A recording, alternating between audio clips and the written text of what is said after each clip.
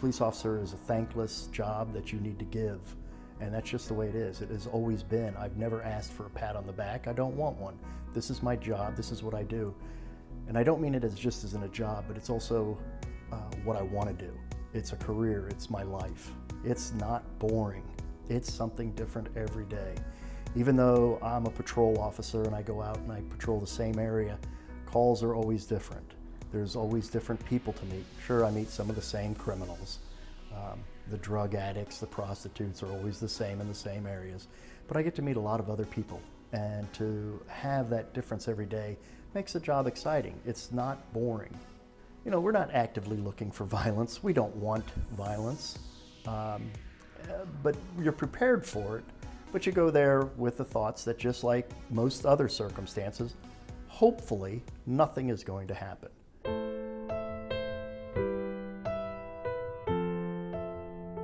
Day started out same as any other day. I went to work.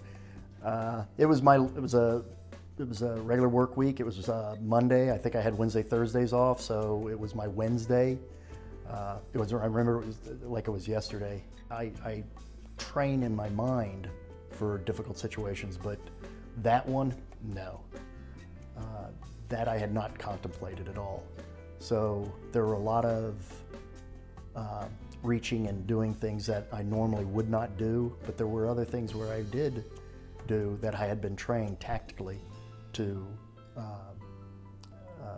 preserve my life, to get out of there, without getting killed.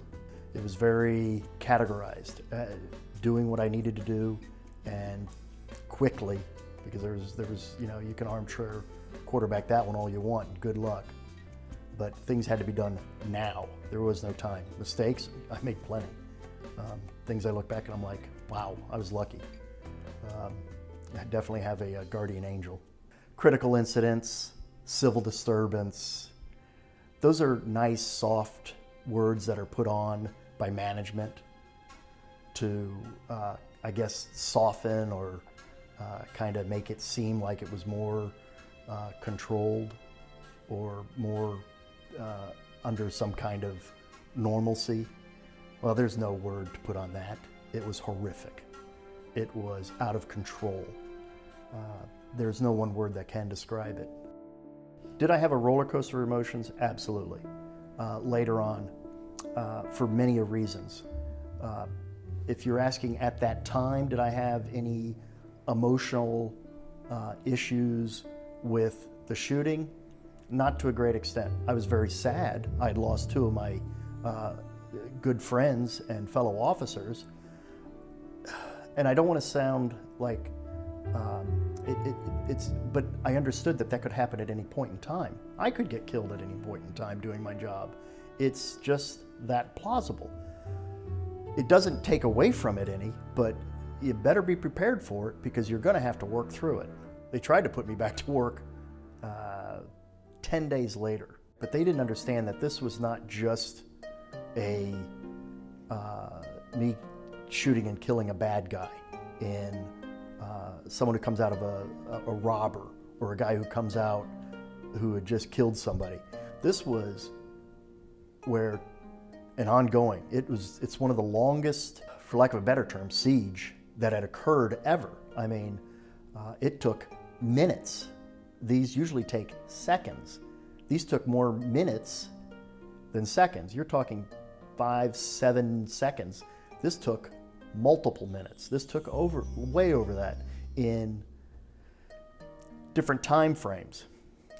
So it wasn't something that clear cut. It wasn't a guy gets out of a car, he's got a gun, and I kill him. Well, that's pretty much what you expect to happen. That's what's going to happen. This was something different, and I remember they were like, hey, we're going to get you right back to the streets. I may not want to go right back to the streets. I think you need to let the officer decide. Hey, buddy, come back when you're ready. What's the harm in that? This situation comes up every day. I honestly cannot recall a day where something, somehow, some way, that shooting does not come up. Something brings it up. It's not always someone saying something about it, but there is a lot of that. The awards, the accolades that I was given, I didn't earn them. They were awarded to me. You can't earn that stuff, so it's awarded to you, and I was very grateful for everybody and everything that was bestowed upon me. But it was always difficult because I had lost two good friends. I'd lost Tom and Yaz. So it was bittersweet. Every time I was given something, I knew that, there were Tom who had, given his life to that operation, wasn't there to revel in it as well, because it was very nice. It was very, very good feeling to be given awards, but it was also tough when I knew that we had lost so much that day. So every time those awards come up, or medals or anything, I still feel the loss.